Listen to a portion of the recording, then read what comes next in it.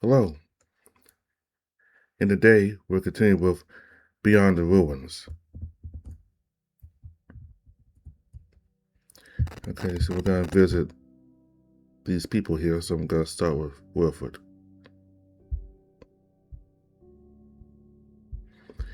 I remember Wilford. He wanted to check on my hands and make sure they're healing right. He said to come by when I had time. I should try visiting him. I head towards his room. The hallway is quiet. Most people are still resting or working somewhere else. The sound of rain is softer now, just a light patter from the distance. I reached his door and knocked twice. The door opened and saw Wilford standing there. There's a smudge of something dark on his palm. Ink, probably. He's been writing something. Oh, it's you, Walter. Come in. I step inside his room. Papers are everywhere on his desk. Stacks of notes, drawings, maps. Seems like he's still planning. Sit down. How's your hands? Can I see them? I sit on the edge of the bed. He pulls a stool close and settles in front of me. Then he reaches out without waiting. His fingers are gentle as he turns my palms over. He takes his time, pressing lightly along the edges, checking for swelling. They're healing. There'll be some swelling for a few more days, but that's normal. They don't hurt as much. Good, that's what I want to hear. He nods himself, satisfied, and reaches for a small jar on his desk. He unscrews the lid, and a faint herbal smell fills the air. I'm going to put a little more ointment on it, just to make sure. He doesn't ask, he just does it, the way a parent checks a fever without making it a whole conversation. He dips his fingers into a jar and spreads the ointment over my palms. The ointment is cold against my skin. It stings a little. Okay, it stings a lot. I wince. He sees it. I know. Bear with it. He keeps working, careful, unhurried. You've been washing them? Yeah, whenever I can. Good. You have to keep that up. Infections move fast when you're not careful, and we can't afford to waste what little we have left. He begins to massage my hand, working the ointment in with steady, even pressure. It feels heavier than expected, and it feels good, like something unknotting. How are you doing? And I don't mean the hands. The question is quiet, patient. He keeps his eyes on my palm, giving me space to answer.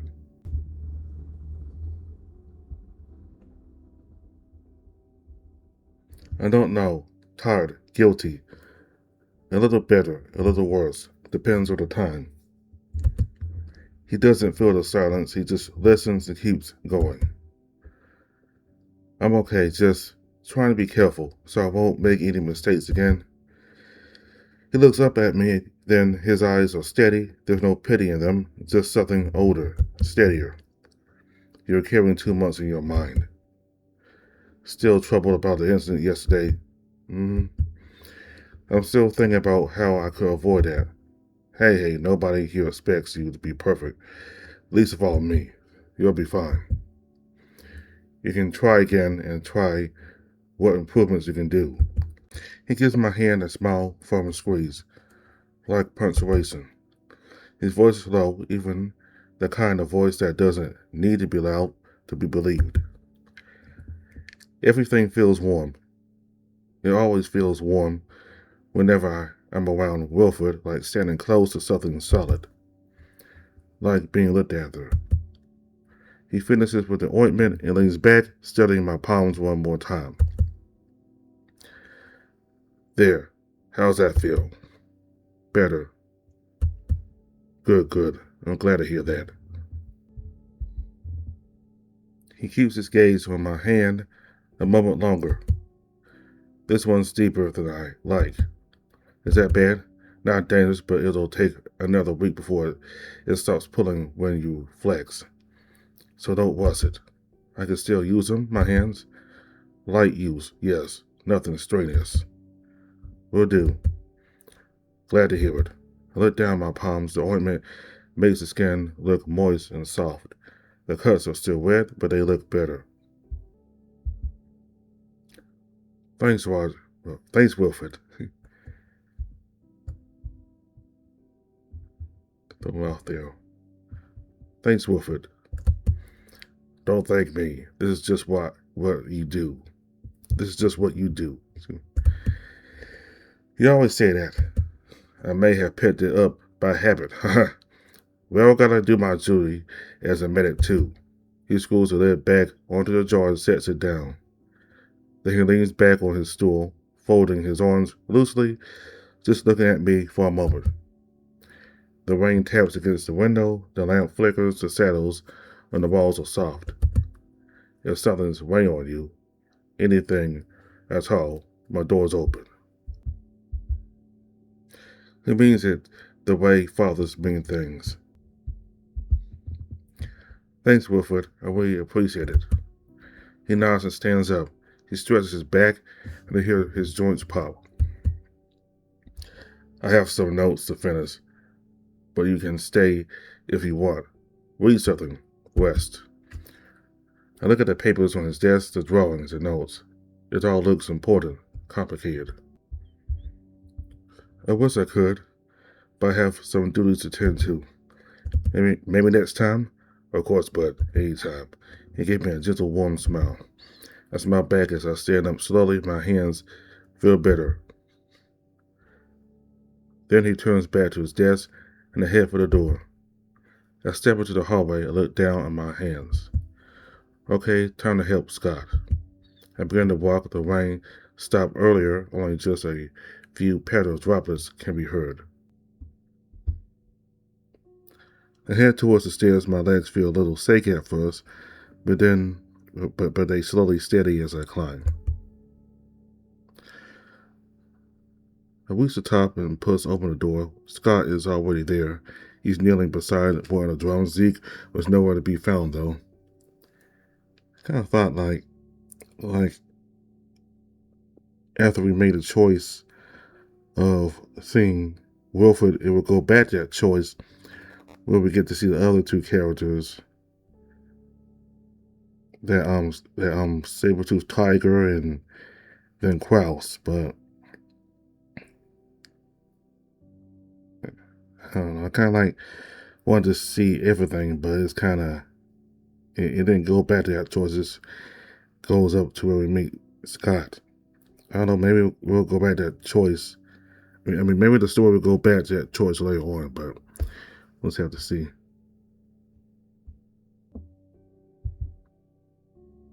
His hair is damp. He looks up when he hears the door. Hey, Roger. Didn't expect you here. He grins at me. It's a tired grin. Rick said you can use some help. Ah, yeah, sure. You can start by scooping the water. He gestures to the drums. There are 3 of them lined up on where me and Victor built the rain catcher. The first drum under the rain catcher is almost full. The second drum that's beside the first drum, rain catcher, is full. The third drum has a small amount. Most is spare. You sure you can handle it? You still have the wounds visible. I have gloves from Victor. No, I have gloves from Xavier. Alright, you can grab those. Scott nods and points to a small funnel and an empty can with a handle sitting on a crate nearby. We need to empty the drums and fill them inside these spare water containers and bottles. This should be enough for a week. Alright, let's get this done early. Just be careful on handling the bottles, alright? I'll stop. The memory hangs there, and I feel my face get warm, but that's yesterday. Okay, so I decided to go to press the unseen button here to see what's left, and I don't think we don't get to do the other choices anymore with with Wilfred and Zeke. I mean, with Wilfred and the saber-toothed tiger guy. So it's just basically other stuff happening. So I think once we get to the end of this update, I'm gonna go back. I don't know if I'll include it in this video or I'll make a separate video, but I think I'll just go back and do those other choices also. Because we don't go back to those choices, the game just kind of, I don't know, it kind of just splits off like that or what, but basically the game doesn't take us back to those other two choices. It just continues on.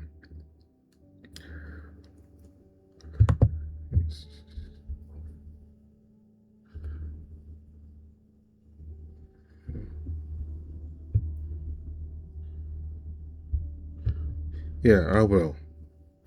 I put on the gloves and picked up the funnel and set it on top of the container. I picked up the clean empty can with a handle. I walk over to the full drum and set the funnel in the opening of the container. I dipped the can into the water, scooping a can of water before putting it inside the container. I slowly filled up my first bottle, then sealed it off and placed it on the tray. I did my first bottle without spilling it.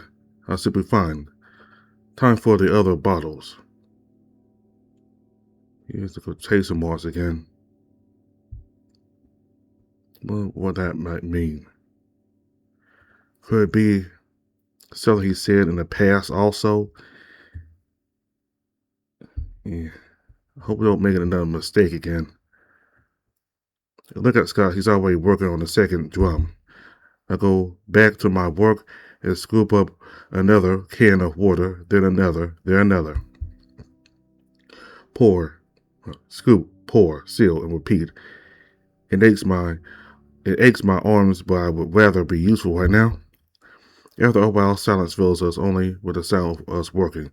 Then Scott asks me, "You okay? You don't have to do all of it." "It's fine. I can do it." He looks at me for a moment. I don't know what he says, but he doesn't argue. He just nods and picks up the can I'm using when I set it down. After a few more cans, I filled up my seventh bottle. Scott's already halfway through the second drum. I sealed the sixth bottle and set it on the tray. I glanced at the first drum. The water level dropped noticeably. Good. A few more minutes passed in silence. Just a soft sound of water and the occasional clink of metal. "Hey, Scott.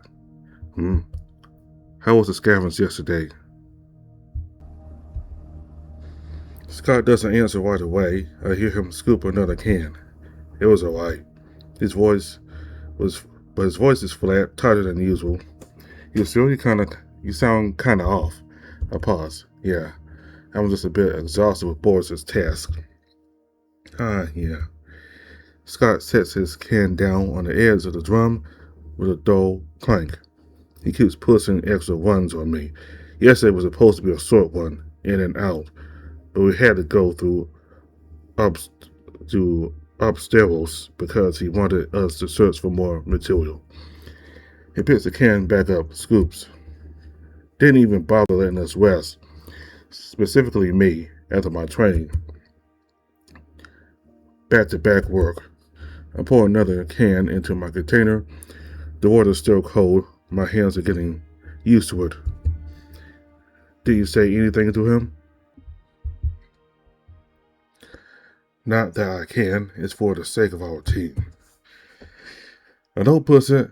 I know that tone. The kind where talking about it just makes it worse. We work quietly for a moment. At least today's easy. That's for sure. Easier than yesterday. I get to stay indoors. I don't have to carry heavy bags. I can peacefully rest.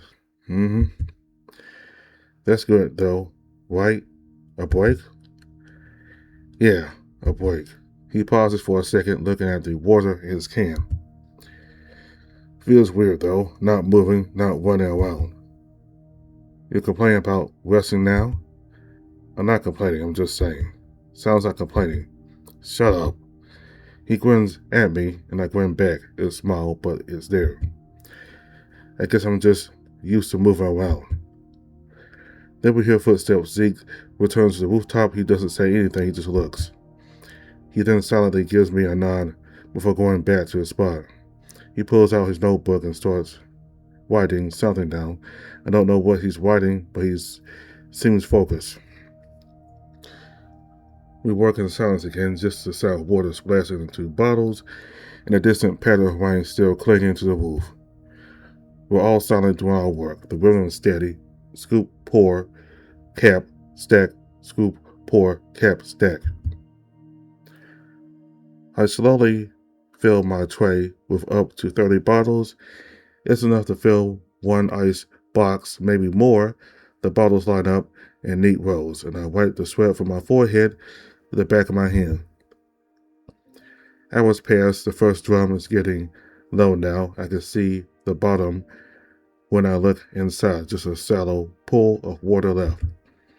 The afternoon light radiates from the rooftop. The sky turns into stripes of orange and pink. The clouds are thinner now, and the sun breaks through its patches. And the sun breaks through in patches. It's getting warmer.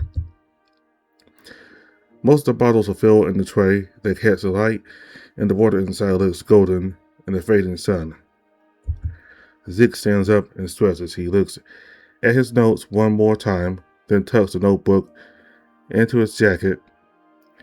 He leaves the rooftop without a word. He just disappears down the stairs. His footsteps echo for a moment, then fade. It's just us two now, me and Scott. I'm on the second to last container when Scott speaks. Hey, are you doing okay? Like, in general? A pause meant Scoop. The question catches me off guard, not because it's strange, but because it's out of nowhere.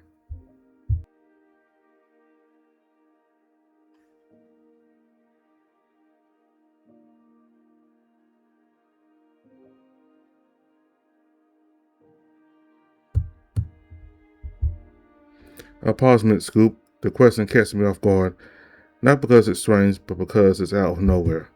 Yeah, I think so. You sure?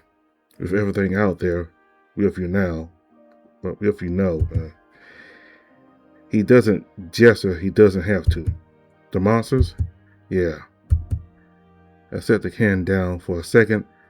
Think about it honestly. I mean, yeah, I'm afraid. A little. Maybe I am afraid. But then I think about you, all of you, and it's easier. I trust you guys. I don't know why I did. I don't even know you all to begin with. Maybe. But, well, you all made me sure that I'm, well, taken care of. You fed me despite the low supplies. You gave me a room. You didn't turn me away when I had nothing to offer. Despite how much trouble I've caused, despite how much I'm not doing, you still forgave me. I don't know. Sorry I got off topic. No, it's fine. I'm glad that you felt safe with us. That's kind of the point, you know? Keeping each other safe, even when it's hard. Scott looks at me for a moment, then he smiles. Quiet and small, the kind he doesn't hand out often. Don't worry about the trouble thing. We've all been there. You're right.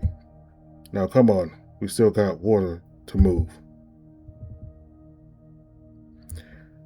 I pick up my can and start scooping again. We go back to our work. The rhythm returns, scoop, walk, pour, return. The water sloshes against the sides of the can, cold and clear. I focus on the movement, on the weight of the can in my hands, on the steady drip of the rain from the tarp above. The sunset glows on our skin, casting us in a warm orange light. The clouds are breaking apart now, thin rays, a sun cutting through the gray. Cutting through the gray, the rain has slowed to a soft drizzle, just enough to keep the air cool and fresh. Scott works beside me, his movements efficient and quiet. He doesn't rush, but he doesn't waste any time either. A few minutes pass between us, the only sounds are the splash of water and the soft patter of the rain on the roof. Then Scott speaks up. You know there's a place I found somewhere in here. He scoops another can and pours it slowly. I've always wanted to show someone, never really got the chance. What kind of place? It's a secret. Scott, I'm serious, it's a secret. I gave him a look. Why did he even bother telling me anyways? He just shrugs, but there's something soft behind it. It's got a lot of trees, the hanging kind, leaves everywhere. It has warm colors, all shades of red and orange. You know I love sunsets. Yeah. He's quiet for a second. I wish I could show it to you. The way he says it is so simple. I look at him. The gold light is still stretched across the floor between us. Someday. Then he looks at me, smiling. I smile back. He doesn't say anything, but something in his face settles. We go back to the last container. The final bottles are filled quickly, efficiently. Scott caps each one while I steady the containers. When the last bottle is sealed, Scott straightens up and surveys our work with a satisfied nod. Guess that's all of it. It's a good catch. He starts gathering the filled bottles back onto the tray, moving carefully. I help him arrange them, making sure they're secure and won't tip during transport. I'll carry it down. You just make sure the path is clear. Got it. Scott lifts the tray with ease, balancing the weight across both hands. I move ahead of him, opening the door to the stairwell and checking each step as we descend. I keep looking at the stairs, making sure we don't trip. Finally, we reach the main hallways. The space is empty now. Wick must have cleaned up and slept in his room. The camping stove sits cold and unused on a now empty campfire. Scott approaches a nearby crate and sets the tray down. He immediately starts organizing them, arranging the bottles in neat rows. Then reaches for the large plastic sheet we keep folded nearby to keep dust and debris out. He drapes it over the tray carefully, tucking the edges around the bottles to seal them off. There, so keep until we can transfer them to storage tomorrow. Rain's supposed to come tomorrow midnight. We'll have another round to collect then. He then faces me fully, then he pats my shoulder. You did good up there. Thanks, I tried. Yeah, you sure did. He glances towards the covered tray one more time, then back to me. I'll get the other trays left on the roof. Take some rest, Watcher. You too, Scott. He nods, already turning toward the hallway that leads to his room. His footsteps fade as he walks away, disappearing to the hallways. I stand there for a moment, looking at the covered trays of water bottles. That wasn't so bad after all. It was almost evening. I turn and head toward my own room. The building is quiet around me, except for the faint sound of rain beginning to fall on the roof above. The drops start slow at first, then they get faster. They tap against the metal and the rhythm. I should try to rest. I turn away, and my feet carry me back toward my room. I run my fingers over the bracelet on my wrist, the one Victor gave me. The beads are smooth and cool against my skin. I feel an emotion I can't explain properly. It's nice, kind, sweet, like something warm is sitting in my chest, small but real. I don't know what to call it. I just know it's there. As I walk for a while, my room comes to view. The door is slightly ajar from when I left. I push it open and step inside, letting the dim light wrap around me like a blanket. The room is quiet. The window shows nothing but gray sky and falling rain. The shadows in the corners are long and soft. The mattress springs creak as I lower myself onto it. I lie there, staring up at the ceiling. The same thin cracks are still there. I pull the blanket up to my chest. The fabric is rough but warm. The Scott gave me hangs loose on my shoulders. It still smells like him, faint but there. My eyelids start to grow heavy. Each blink gets slower than the last. The ceiling starts to blur. The cracks become smudges. The smudges become shadows. The view becomes blurry, slowly getting dark. I let go and let the sleep take me. Hey, wake up, Sleepy. I was disturbed by a sudden voice from Scott. Huh? You're not crying, are you? Scott? Yeah. Well, I'll stop. You gotta wake up. Wait. Come on, dinner's ready. I push myself up slowly.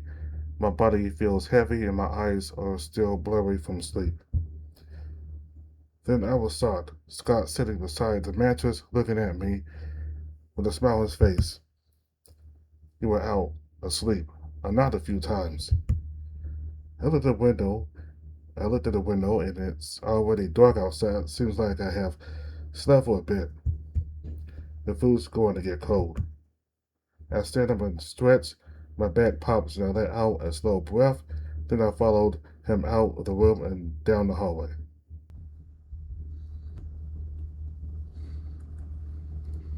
The smell hits me before we reach the main hall. It's not the usual smell, it's different.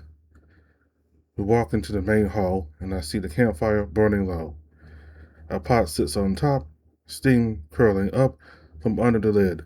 Two bowls are already set out on a crate nearby. I'm gonna make a separate save here. Yeah. Oh.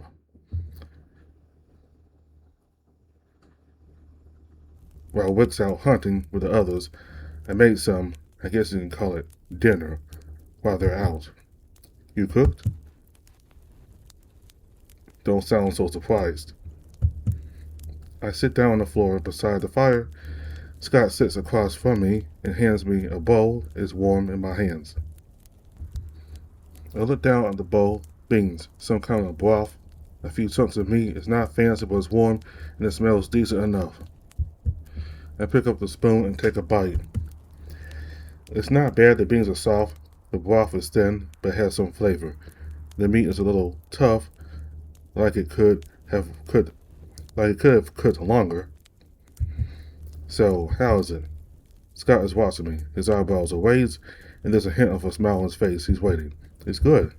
He stares at me for a moment, then he shakes his head and laughs. You're lying. I'm not lying. You are. I can see it on your face. You made that little face, the one you make when something's not quite right. I don't make a face. I take another bite. It's still decent, not great, but I'm hungry and it's food. I should have simmered it longer and grilled the meat less. It's too tough. Maybe a little. He laughs. It's a short laugh, quiet and hard, but it's real.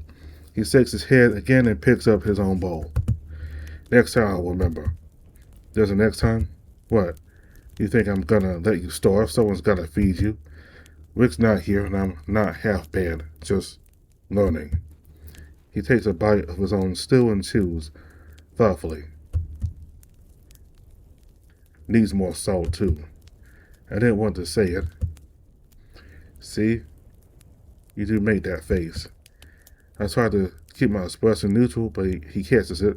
He pulls his spoon at me. I don't know what you're talking about. Whatever. He grins at me, and I can't help but smile back just a little. We eat in silence for a while. The fire crackles, the rain has stopped, and the world outside is quiet now, just an occasional drip of water from the roof. The area is filled with the sounds of our spoons against the bowls and the soft pop of the flames. For a moment, it felt peaceful. Wish we could have some food delivered again. Man, I miss the world. Man, I miss the old world. Maybe someday. Scott. Wilfred appears from the hallways. He's walking faster than usual. He looks frustrated. Yeah, is there something wrong? Talk with me for a moment. I need to check something. Do you have info on where Boris and others went? They told me earlier that they're going on a scavenge hunt on meat. He said we're low on food. But then again, he said he's going for an ammo scavenge day. He's already late. They left in the morning. Just as then, Zeke appeared from the stairwell, his expression tight with concern. He spots Wilfred and makes his way over quickly. Wilfred, there are still no signs about Boris. They should have been back by now. Wilfred's jaw tightens, worrying, creasing the lines about his eyes. He exhales slowly through his nose, thinking. I'm aware Boris knows what he's doing. Military experience, trained for this kind of thing, but he doesn't finish the sentence, but the worry is visible on his face. Wilfred burrows his eyes, rubbing his brows with his fingers in frustration. Then he nods, making his decision. We search for them at night. I need you three to give up. Call Kraus and Zeke. This is not normal. We need to know their location while also not attracting too much attention. How do we do it, Fred? Now think about it, goddammit. We communicate using lights, using Morse code. We use it to communicate with Boris. He knows it for sure. Scott starts moving towards the Krause's rooms. Wazzer, you stay here. But, no, you stay here. Xavier and you will guard the place. His tone leaves no room for argument. Kraus soon appears from his room, already pulling on his jacket. Zeke then grabs his jacket, holding a weapon.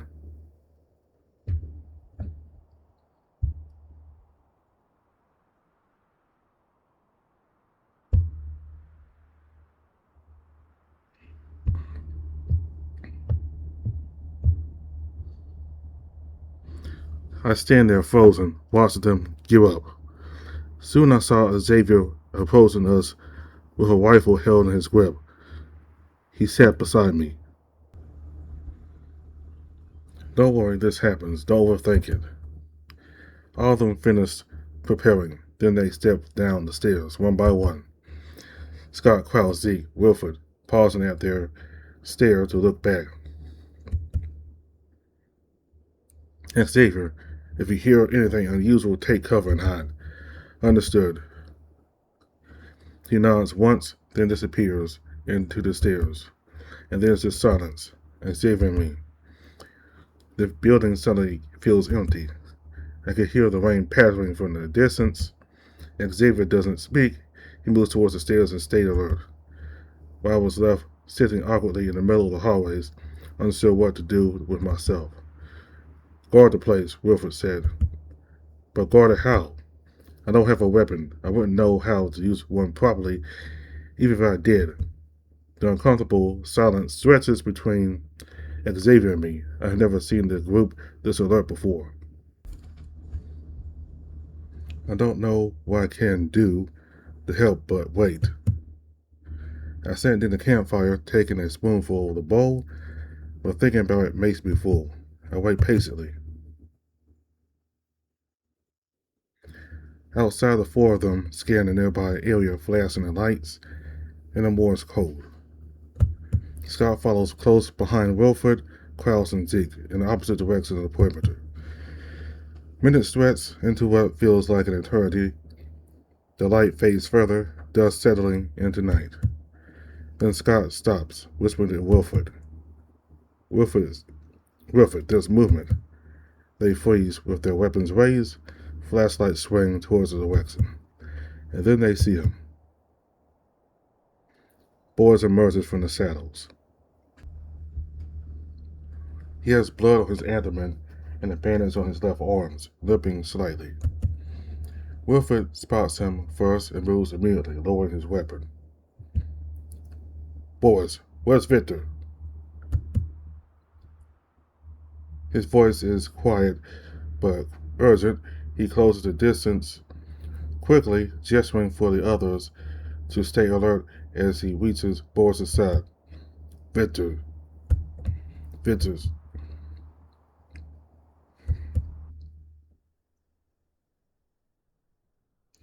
I sit beside the campfire quietly, unable to eat nor take a rest. I've been overthinking, even if Xavier assures me not to. I saw him still vigilant, guarding the stairs. I sat there watching, hoping nothing goes wrong. And there, I heard a sudden noise from the stairs, footsteps and rumblings. My heart hammers against my ribs, and then I see them. Wilfred comes through with Scott White behind him, carrying the monster's body, then Kraus and Zeke. Xavier rushed to help him. I saw Boris, he's bloody and barely holding himself together, being supported by Xavier on his shoulder. I then look at Rick. He is visibly wounded with scars on his arm and body, trying his best to walk. Kraus was carrying baggage. But my eyes don't stop there. Then I saw him. He's being carried by Zeke. Limp, pale, a mess of dry blood and torn clothing. Something in my chest drops. I don't remember crossing the room. My legs just moved. I'm standing in front of them now, staring. The sight hits me like cold water straight to the face. My stomach turns. My hands are trembling before I can stop them. I tried to approach to check on Victor, who was being carried back to his room. Everyone was in a hurry. Everyone was in a panic.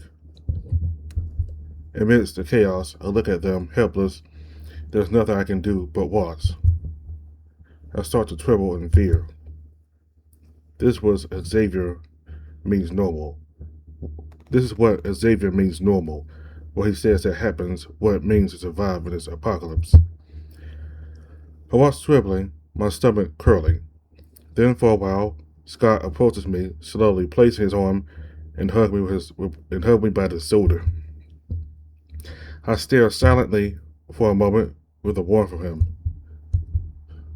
What happened to him? Scott, who's beside me, answers. His voice is a bit shaky and trembling.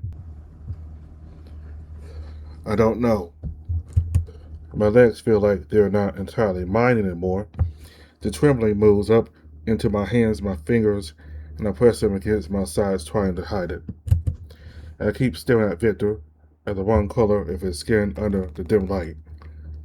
I hold the bracelet he gave to me, then I begin to shake uncontrollably. I can't stop, I'm scared. And then I feel an arm sliding around my shoulders. Scott doesn't say anything at first, just pulls me slightly to the side, out the way of the others, moving Victor through towards his room. It'll be okay. I know you're scared too. I was the same guy who just gave me his bracelet earlier, now unconscious. This happened so quickly. I don't know what to say. I jinxed it, did I? Scott starts to rub his thumb on my shoulders. It wasn't a woman's comfort, but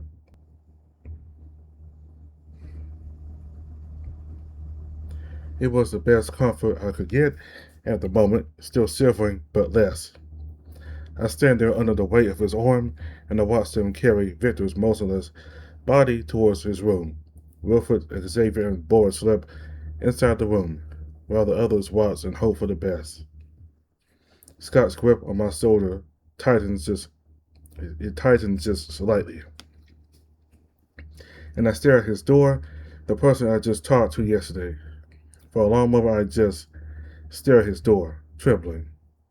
The campfire crackles behind us, filling up the silence of the situation. The rain picks up against the hallways. We were hoping for the best. It's been a few minutes since then. It's quiet, even outside. It's been minutes since I'm staring at the wall. I can't sleep. I keep thinking about the scene all over my head. We just went like that in a flash. One day, you're talking with him, giving you this bracelet, and the next day he's injured and motionless. I'm scared. I can't sleep. A soft knock at the door. I hear the 3 quiet knocks from the door. I don't move from the mattress, right away. Come in. The door opened slowly, a sliver of dim hallway light, and then I saw Scott. He doesn't say anything at first, just taking the room. He closed the door softly behind him. His footsteps are quiet as he crosses the room and settles onto the edge of the bed beside me. The mattress dips slightly with his weight. For a moment, we just sit there in the dark. Then his arm comes around my shoulders again. He pulls me gently into his side. I just let him. Can't sleep? He spoke, low and soft. I exhaled as long as I needed. Yeah, thought so. He approaches towards me, shifts slightly to settle more comfortably, making sure I'm still tucked against his side. I saw you from the hall. You were shaking. I look up at him. Don't give me that look. I pay attention. His voice is low, almost teasing, but not quite. There's something too sincere underneath it. I look back down at the bracelet in my hands. He looks at me. You've been holding that since we came inside.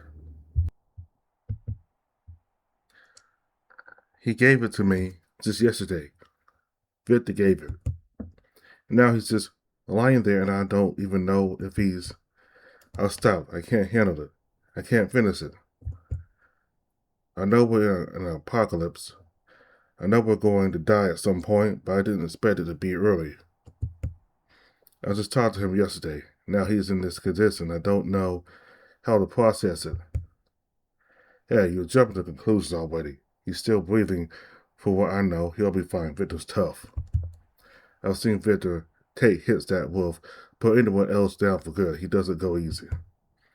He's going to be okay. I'm still scared. I know you are. Being scared means you care. There's nothing wrong with that. His thumb resumes that slow, steady motion around my shoulder. What happened out there tonight? That wasn't supposed to go that way. But you've been sitting in this room alone, letting it get bigger and bigger in your head. You don't have to be alone tonight. He exhales through his nose. I'll be here. His voice firms on that. That makes me silent for a long moment. You really think he'll be okay? Scott doesn't answer immediately. He will. I let out a long, slow breath. The tight, coiled feeling in my chest eases. Scott looks down at me again. There's something sincere and careful in his expression. Are you doing a little better? A little. Good. That's good enough for tonight.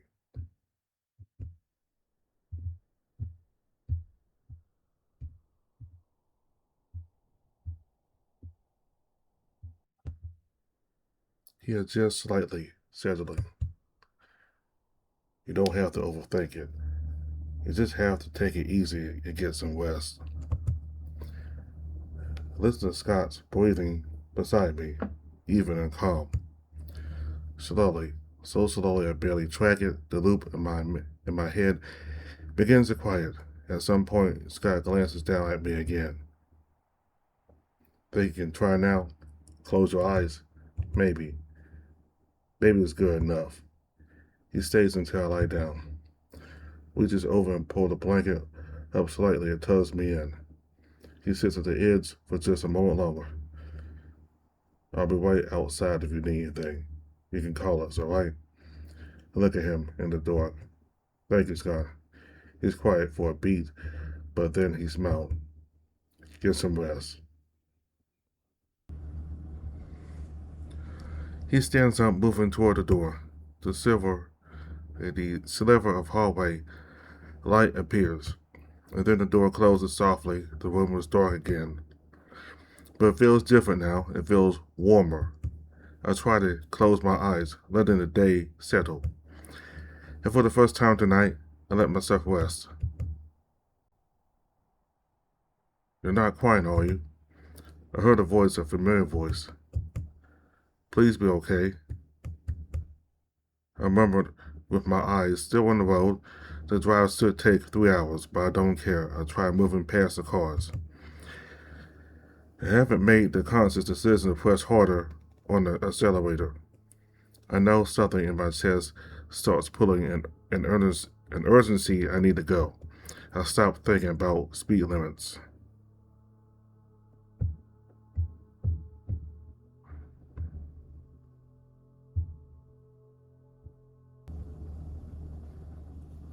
I left the others on their own. Zeke had insisted on driving. He put his hand on the car door with those eyes of worry. But he couldn't know.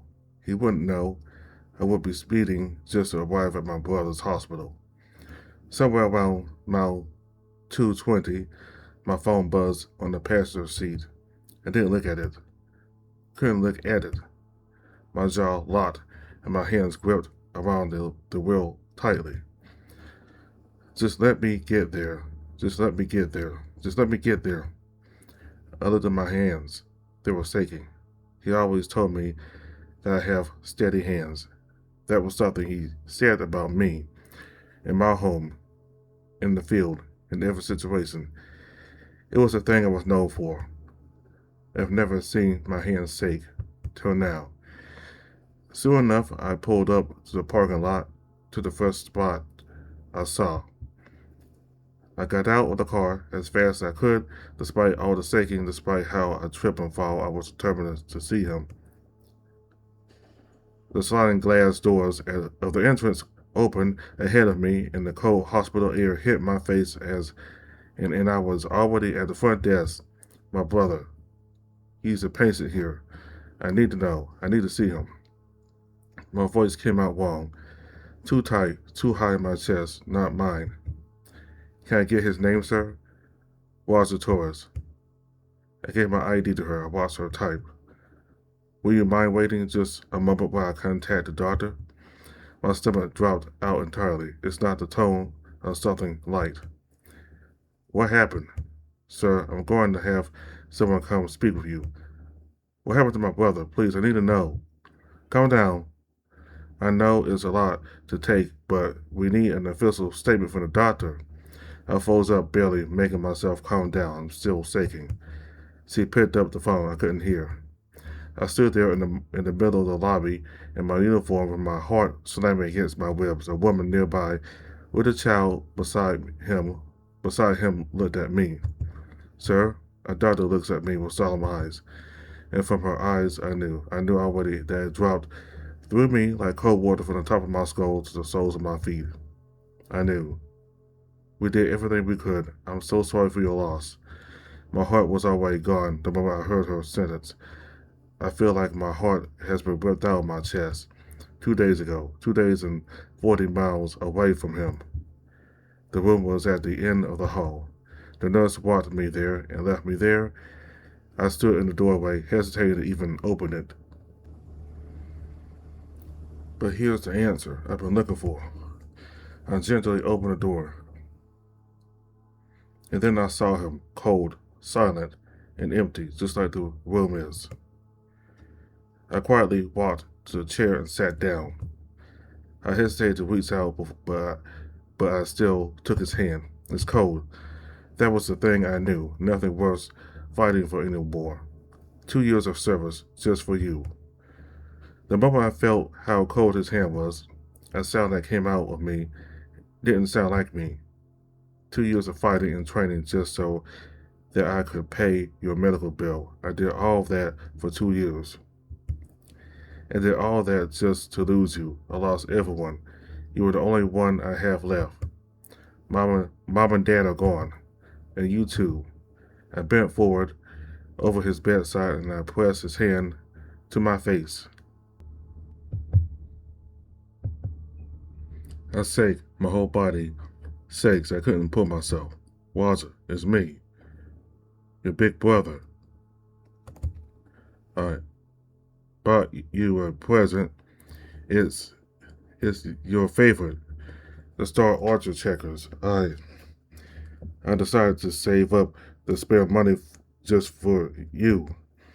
Just like old times, right? The sobs came up in waves, one after another.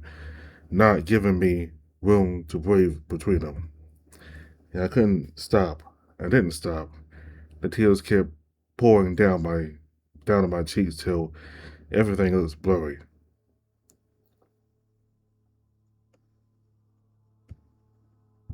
Okay, so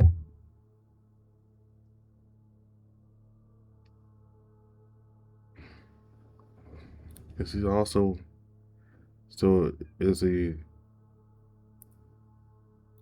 little brother also Roger, or is Roger calling himself Roger? Like, hey, it's me, Roger, your big brother. Like,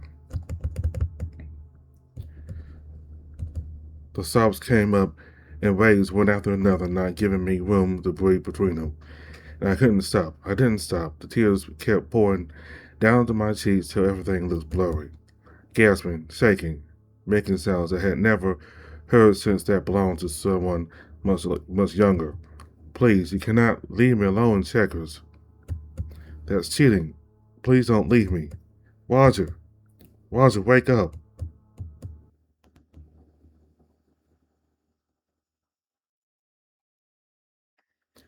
To be continued.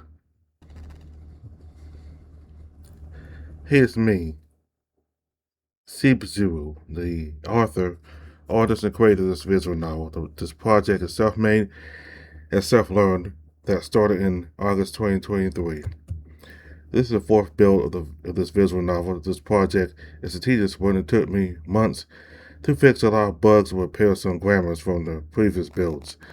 I revised and polished build 3, and the previous builds will be changed for more improvements. Thanks for reading the fourth build.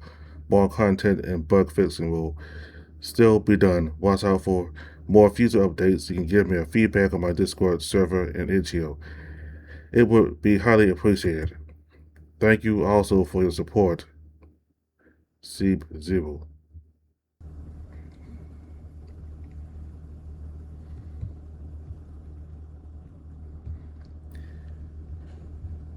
This about here.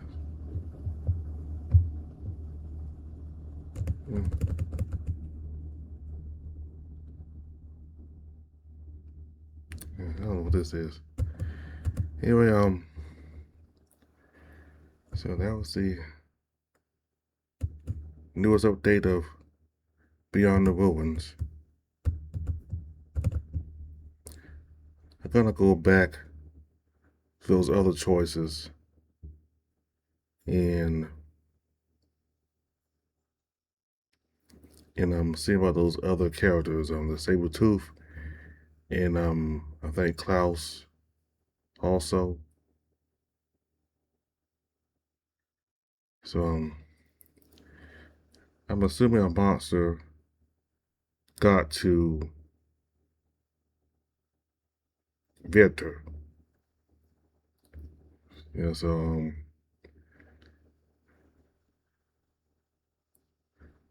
everybody they noticed that what's his name? The army guy, well, all of them are military guys, but the one who leads the group with he's the one who leads the group. He was missing, so Wilfred sent out a search party, and they found him, but also a monster got to Victor. So a lot of them were injured, but Victor had the most serious injuries. They had to carry him back. So Roger was very distraught by what happened, and because he had a good conversation with Victor the other day, and Victor gave you a chain or some kind of I forgot what it's called, but he gave him something, and Roger kept it, and Roger just couldn't believe that in such a short amount of time Victor goes from having a good conversation with him to him being injured. So, and then once Scott helped Victor, and once Scott helped Walter go to sleep, he has a dream that's kind of similar to what happened, like his younger brother dying in the hospital. So I believe like if Walter goes to some similar activities or similar occurrences, you know, the dream will reflect an event from his past. They're similar for some reason. That's kind of what I'm getting at.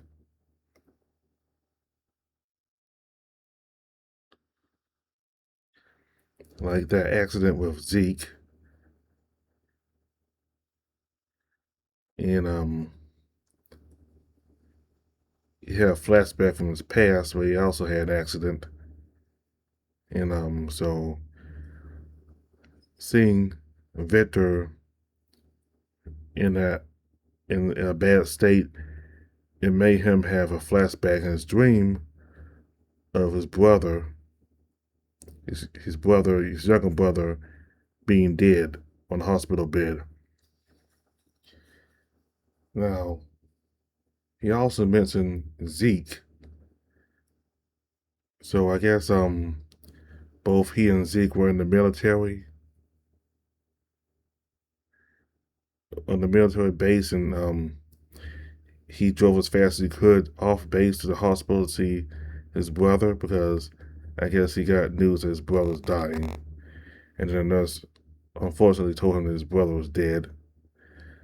So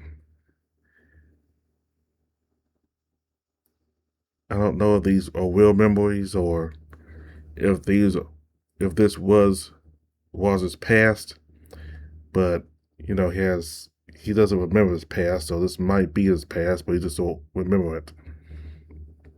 So and also maybe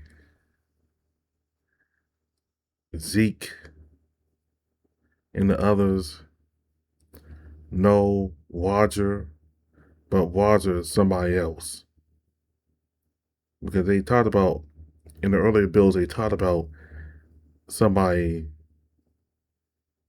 I think they were close to who died. I think maybe that was Roger, but as somebody else or a different name, I guess. Because otherwise, they both recognized Roger when they found him at the start of the story.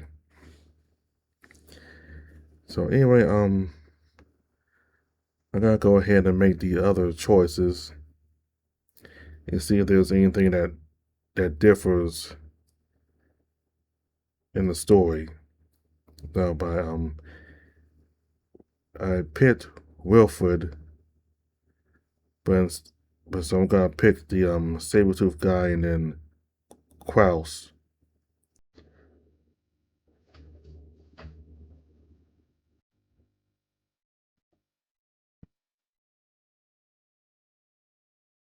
All right, so we're back to this choice here. So I did Wilfred and played through the update with him. So now I'm gonna see what happens with Xavier and then Kraus.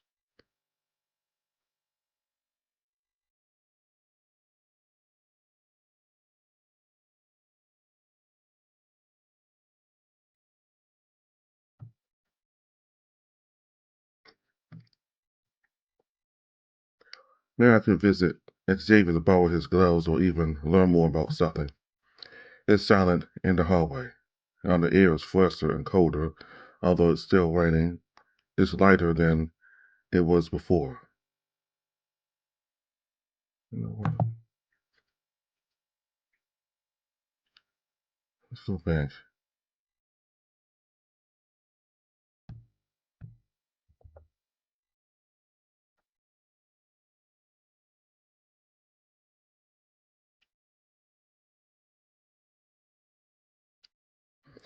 There's nothing I can help someone with for today. Maybe I could learn more information from Xavier. I hope he's not busy today. Don't want to disturb him with his research. I make my way down the hallway toward the room Xavier has claimed as his library and workspace. The building feels different at this hour. It feels quieter, warmer, just the sound of my footsteps on the concrete floor. Xavier's door has a faint glow beneath it. He's awake, then probably working. He's always working. I pause outside, listening. There's a faint rustle of paper, the soft scratch of pen on paper. I raise my hand and nod. 3 gentle taps. The sound inside stops immediately. Footsteps approach and then the door opens. Xavier stands there, looking slightly disheveled. His hair is more unkempt than usual, and there are dark circles under his eyes. Oh, hey. He blinks at me, adjusting his glasses. His tone is neutral, curious, but guarded. What brings you here? I sit my weight, suddenly feeling like I'm intruding. I was wondering if maybe I could learn some more information about what you're researching or. His expression shifts, seemingly pressed for time. He glances back into his room, then back at me. I appreciate the interest, I really do, but I got something I'm working on right now. Something time sensitive. I need to finish cross-referencing these notes before I lose my train of thought. He runs a hand through his already messy hair. There's an edge of urgency. His voice, not directed at me, but at whatever project not directed at me, but at whatever project has consumed his attention. It's not that I don't want to talk. I really need to work on this. We can talk sometime, okay? When I'm not in the middle of this. He gestures vaguely behind him and at what I can only assume is a chaos of papers and books. It seemed really important. Oh, yeah, of course, I understand. The rejection stings though, even though it's perfectly reasonable. Thanks for the understanding. And hey, he pauses, studying my face for a moment. You doing okay? You look a little. I'm fine, just a long day. Yeah, aren't they all? Get some rest, alright? We'll catch up soon. You too, Xavier. Don't work too late. No promises. He gives a small wave, already turning back to his work. The door closes with a soft click, leaving me alone in the hallway. Once more. I stand here for a moment, staring at the closed door. The faint glow still seeps out from underneath. I let out a slow breath and turn away. Now, I should maybe visit. That's what makes sure, but I picked the source already. Okay. That's what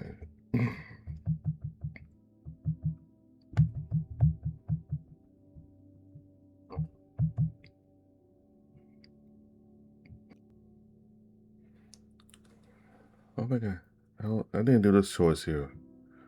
Let's see what happens. Make this one. Maybe I'll take a rest this time. I already did take a rest, but it's best to just lounge there for now.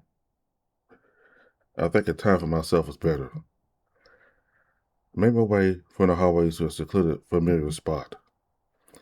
I reached the familiar spot and sat there alone. It's been a while now since I sat here with him, talking to each other. I know he's probably sleeping or resting, but I sometimes wish we could talk it out here. But now it's just me and myself. Fuck, where did I start? I just hate doing mistakes. They're avoidable if I just pay attention. But like Wilfred said, it happens, but I can't help but to blame myself for it. I can't help it. If all I pay attention,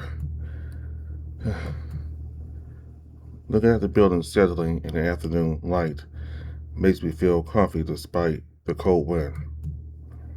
Can't believe all these used to be a city. The apocalypse was that deadly. I wonder how it even happened. I look at a distance with my hair flowing by the wind. For a moment, I sat there in silence, peaceful and out of thoughts, appreciating the scenery in front of me. Somehow, this is more relaxing after venting it out alone. I probably get why Scott keeps it to himself. It was just an accident. I could do better next time. So much for just tripping to the floor. I look at my hands again, it's still the same, still wounded, but healing. Then I look back at the city, peacefully letting myself be blown by the wind. I settled for a few minutes till it started to go dark and my belly wobbles. Maybe I should get something to eat. I slowly stood up, stretching my arms and then brushing the dirt off my pants. I made my way down in the hallways. My footsteps echo on the concrete floor. The building is quieter now. The daytime noise is gone. I just hear droplets dropping and the occasional creak of the walls and the sounds of metal clattering and a pot scraping. Then the smell hits me next. It's faint at first, but it gets stronger with each step, being something meaty, maybe salt and some kind of herb.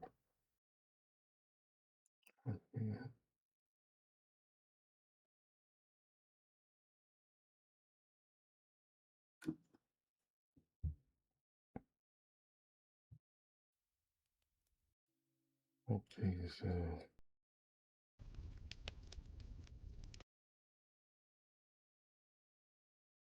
so I go back again.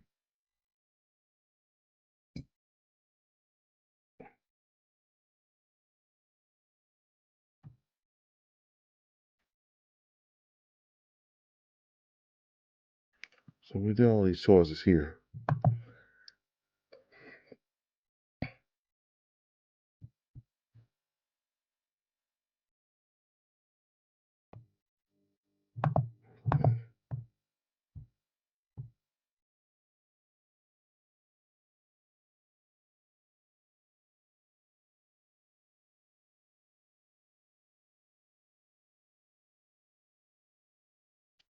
Okay, so we didn't. So in the first video for this new update, we didn't. We chose to stay inside the room, so we wouldn't bother Scott because he was so upset and complaining to Scott about how Boris been training him hard. So we're gonna go outside this time. I ease the door open and step out, making my expression sleepy and groggy like I've just woken up fresh from the sleep. I slowly made my way towards the hallways. I saw Rick looking at me with a soft smile, then followed by Scott, who had a slightly irritated look. "You're up early. Thought you sleeping after yesterday. Sorry for the note." "Well, look who's up. Couldn't sleep through all that commotion, eh?" Scott cuts in with a sharp and bitter tone, right before Rick can even respond. "You know, it wouldn't be so loud if Victor woke up early in the first place." "Scott, not now. Well, at least we've got some breakfast. Not much, but at least it's warm." "It's better than nothing, right?"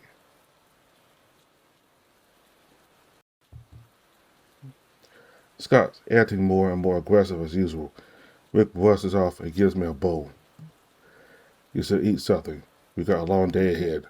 "Sure, yeah. Soup sounds great." I managed to keep my voice low. I knew there was tension in the air.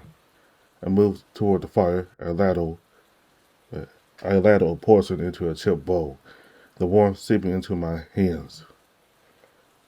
It's meat stew with herbs and spices, probably from something I'd rather not think too hard about.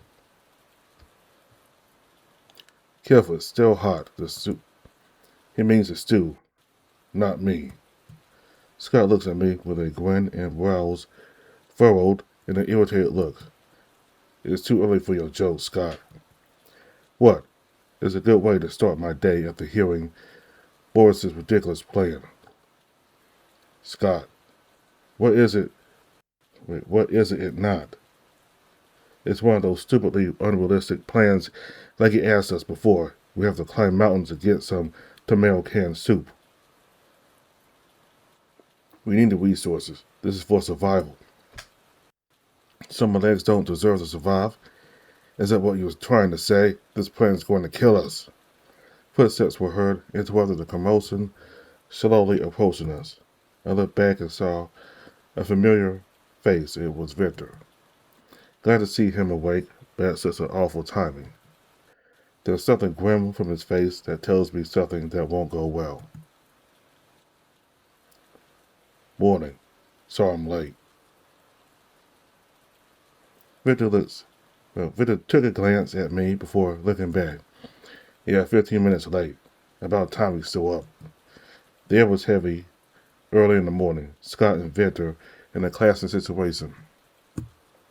There's always a silent conflict between Victor and Scott. I do remember they used to be former teammates. It might be something personal too. Sorry, I came late. Boris called to tell me they were changing plans. What? He told me we were going to the north, an abandoned building spotted by Zeke earlier while he was scanning the perimeter. Zeke reported that it's an abandoned pharmacy store. That's far. It's not far if we can get there early. Yeah, sure, Wick. Like walking casually 7 kilometers. Like we're supposed to have legs made of steel. Wick, we're supposed to hit the east side store. That was a plan. That was a plan for damn sake. Metal scavenging. Quick in and out. Now Boris is sending us north in the middle of nowhere village. I haven't recovered from yesterday's training. My legs are still sore. He raised his voice out of disappointment. He's noticeably upset about the change of plans. Victor, clearly exhausted, seemingly trying to keep his composure. Look, I don't like it either. It's not my decision. I don't move the chess pieces here. Zeke saw something from the north side, and Boris said that we should head toward there. Let's just do our best to get the work done. Scott takes a long, exhausted sigh, taking in glances on you, then he moves forward. Let's just get this over with. So, Wick, we're ready? The faster we finish, the sooner we rest. The air shifts heavier as Wick grunts and nods, picking up their bags and equipment. Victor followed behind with his own equipment. Scott turns away, muttering something under his breath as he gathers his gear. The metallic clink of supplies being packed fills the silence. Roger. We'll be back before soon. Rick adjusts his backpack. He catches your gaze for just a second. There's something in his eyes that tells reassurance. Then he nods towards the door. Keep an eye on things. Tell Wilfred or Zeke if something wrong happens. Rick carries his equipment and starts descending down the stairs. And just like that, they're gone, slipping out into the pale, uncertain morning, leaving you alone with your thoughts in the quiet hum of another day. I sit there for a moment, bowl still warm in your hands, stare at the hallways they just walked through. The silence feels different now. It feels emptier. It made me full. I lost all my appetites regardless. I still push myself to finish the stew. There's no reason to waste food. I cleaned up my spot and sat there for a moment. I started to remember Scott's behavior earlier. He's growing more and more assertive. I get that the work is tedious, but it may have pushed him to his limit and lashed out earlier, but he shouldn't have shouted to Rick and Victor like that. I know it's frustrating, but I don't know. It's not in his shoes to judge him. Well, I don't know. I'm not in his shoes to judge him easily. I hope I can talk to him later if he's not angry. While they're out, maybe I can try to be useful today. Besides, I did help a lot yesterday. Maybe I'll go pick up the water from yesterday's rain. It should be enough supply for us. The building creaks with each step. Familiar sounds. I made my way to the stairs and climbed up. As I approach the rooftop access, I can hear the faint sound of water sloshing. Opening up the door, the morning light hits me, pale and filtered through a haze of distant fog.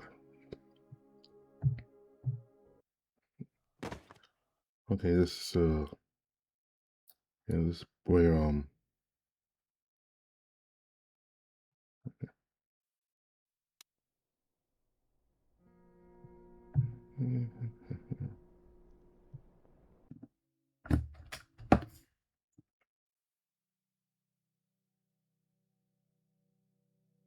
okay, well,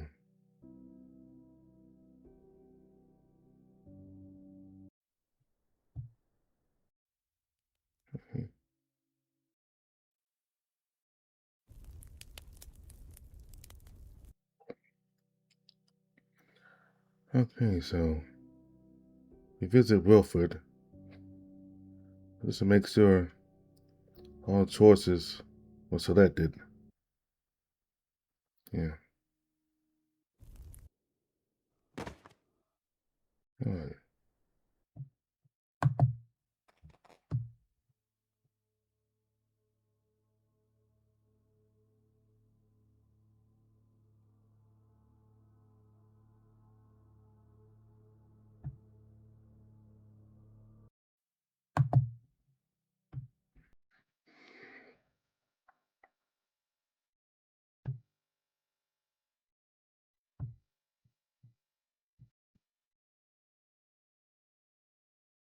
I think I'll visit Xavier now.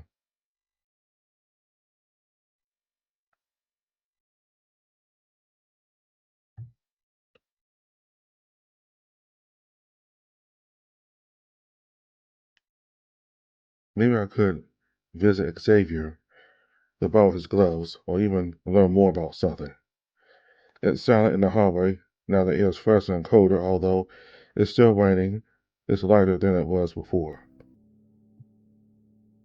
I make my way over to the library. The concrete feels quiet under my footsteps as I settle into the afternoon silence. I paused when I got to his door. It's closed, no sounds emanating from inside. I'm not sure if he's inside. I hesitate before raising my hand to knock. For a moment, my fingers hover on the wood, then my hand follows the handle. I gently open the door. He's not in his room. Somewhere outside, Xavier must be assisting with the preparations. Maybe I'll study next time. Conveniently, there were his gloves on the table. I hope he doesn't mind if I borrow it for a bit. I grabbed the gloves, then turned away from the door and started walking back down the hallway. Maybe I could visit someone else. Who should I visit?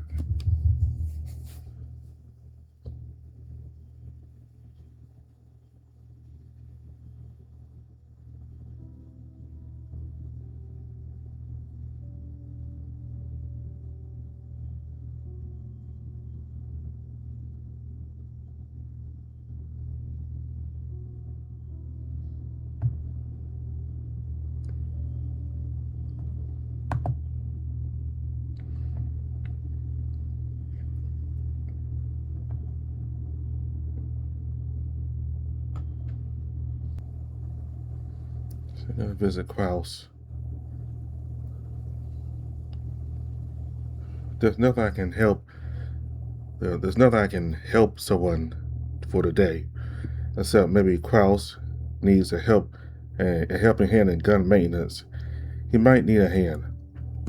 Considering that Boris has high expectations, he probably would have the guns revised.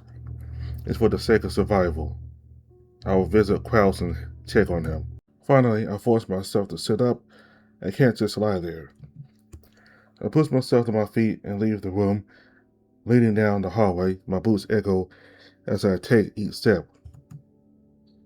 The corridor stretches before me, long and dim and achingly familiar. I've walked this path 100 times since waking up here.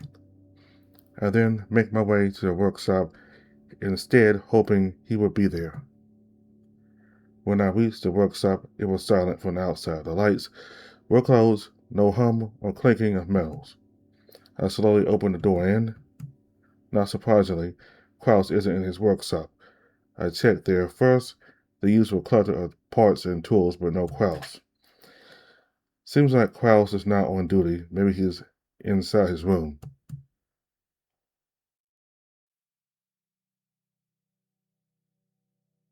Yeah. Let's check all of it.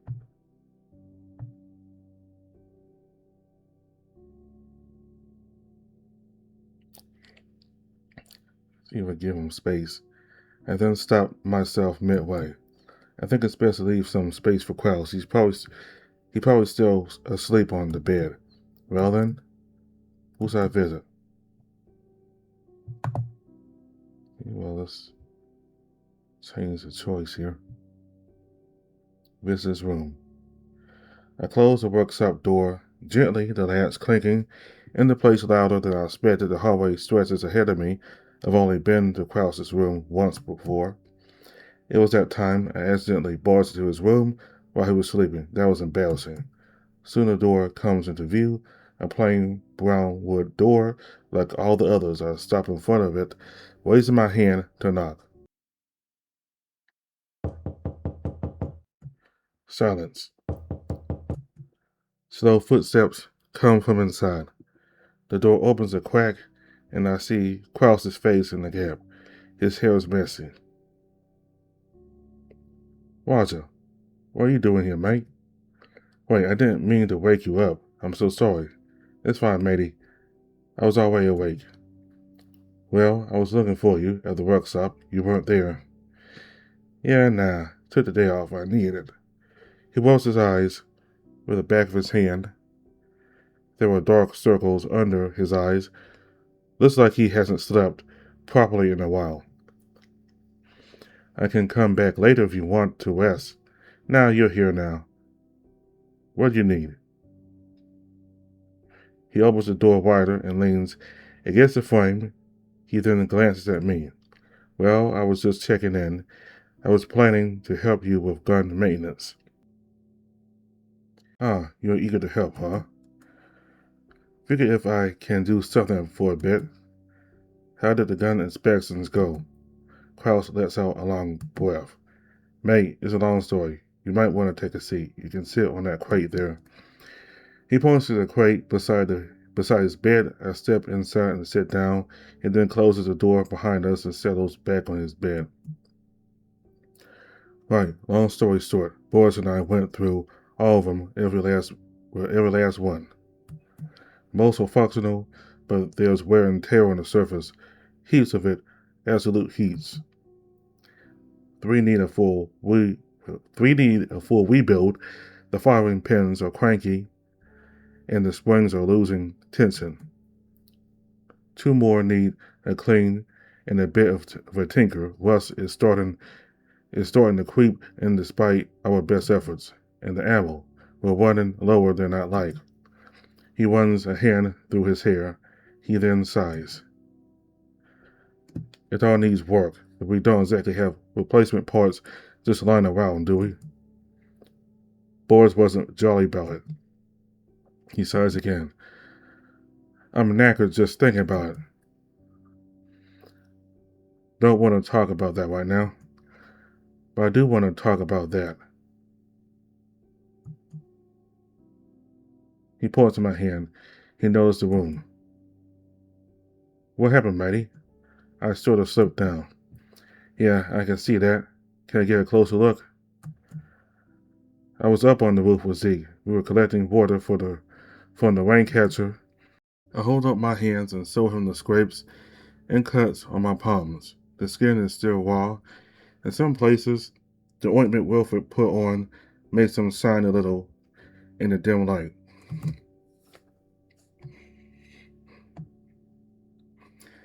I was carrying a tray of bottles and I tripped on the uneven ground.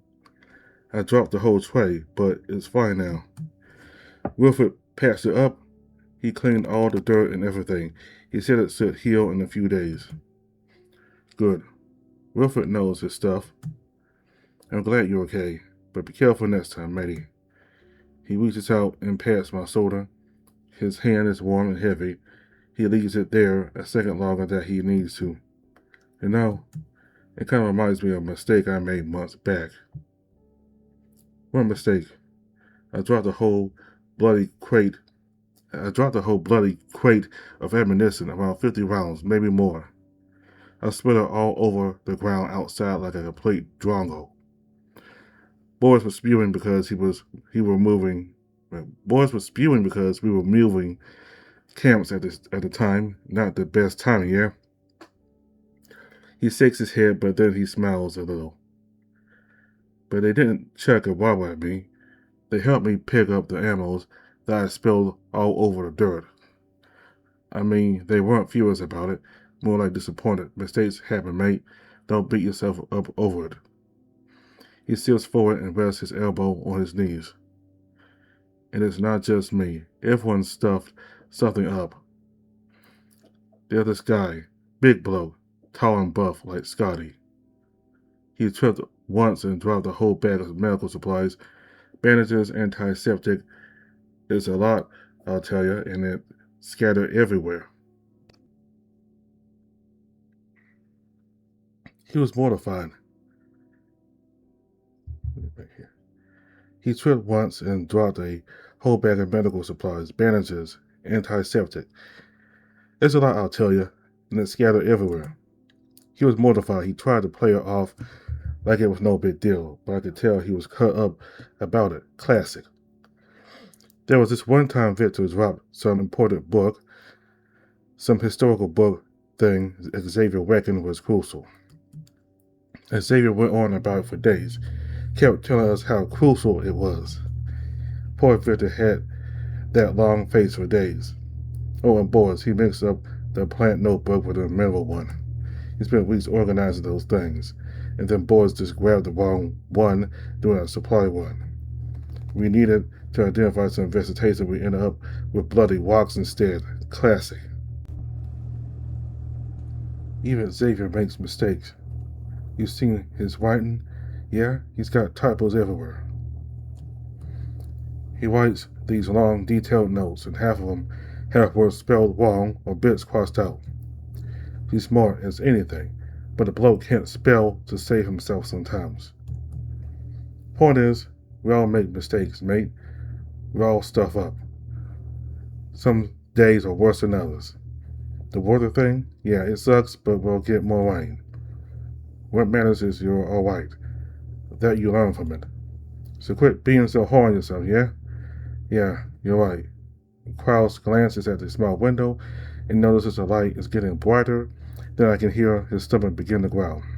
Quacky, is it noon already? He stands up and stretches his arms above his head. His joints pop. Reckon I should head down for breakfast. My stomach's complaining. Yeah, you should probably get something to eat.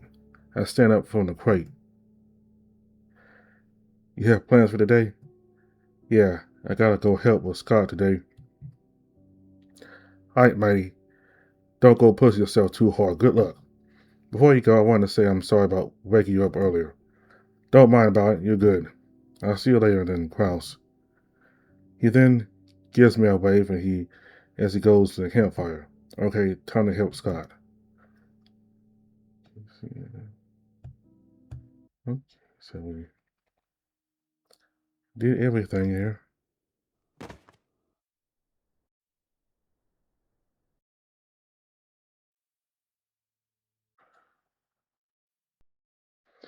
Alright, so that was everything for this new update. So, Kraus, he's kind of sounding like an Aussie there. Quacky. um, but he kind of sounds like an Australian to me throughout this whole story. Anyway, So apparently Roger, I don't know, but I guess we'd be changed from Roger's perspective to Hector's perspective. I guess it's the person that they've known. Like we're getting parts of Hector's past, so maybe this was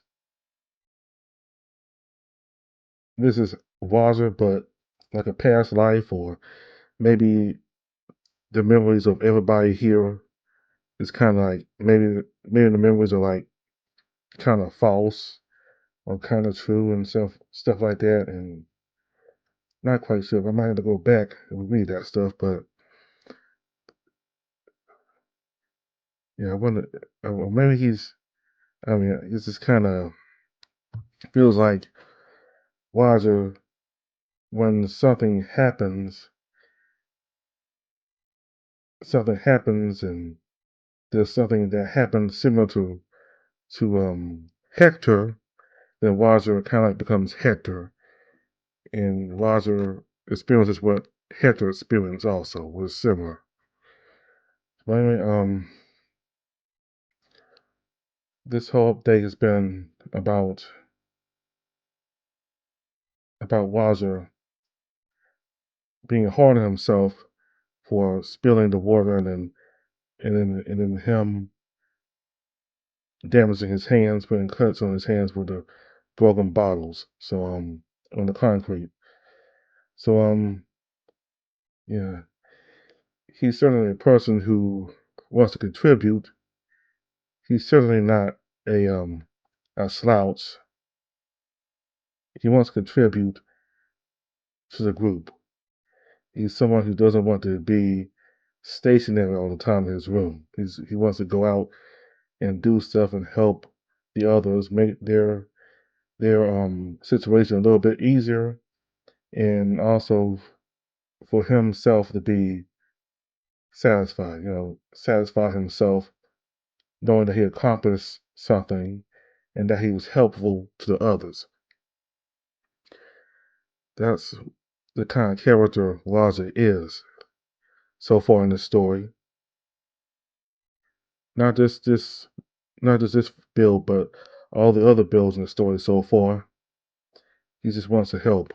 So I like that about him. Like he just don't rely on others. He wants to contribute. He's willing to get to the bottom of some things, and he's just somebody who wants to do his part, and he'll even do other people's parts as well if they let him. So I enjoyed this update. It seems though things are picking up now, like with like as far as urgency. There's always been urgency in the story with the apocalypse and having to get supplies and stuff like that, and travel distant areas. But we now get the part where there's been an attack. They've been injured, and they're coming back injured from their trip to get more supplies. So because prior to this, when they go out, they come back fine. I mean, they get more exhausted from the trip.